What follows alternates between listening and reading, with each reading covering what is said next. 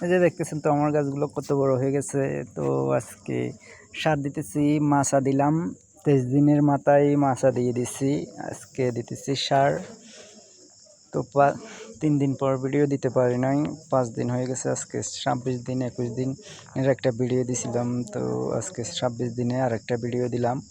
যে দেখেন আমার মাছাটা দিয়ে দিছি 23 দিনের মাথায়। তো গাছগুলো কত সুন্দর হয়েছে দেখেন, যে দেখতেছেন তো ফলগুলো কত সুন্দর হয়েছে। চলেন মিষ্টি কুমড়াগুলো দেখি। যে দেখেন কত বড় হয়েছে। এগুলোর কিন্তু কারো একটু কম বয়স, মিষ্টি কুমড়া আর লাউ। এগুলোর বয়স হচ্ছে আপনার 24 দিন মতন হইতেছে। যে দেখেন আমার লাউ গাছে কিন্তু ছোট ছোট লাউ গাছে দেখেন ফল চলে আসছে। লাউ লাউ দেখা যাইতেছে। এ দেখেন একদম ছোট গাছ।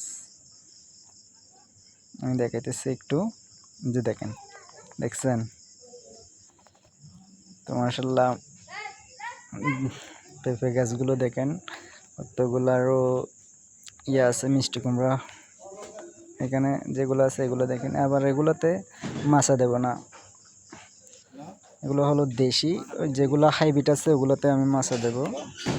চলেন এদিকে দেখাই আরও, যে আমি আরও কত কিছু রোপণ করছি, যে ভেন্ডি রোপণ করছি, এগুলো দেখাবো আপনাদেরকে এখন।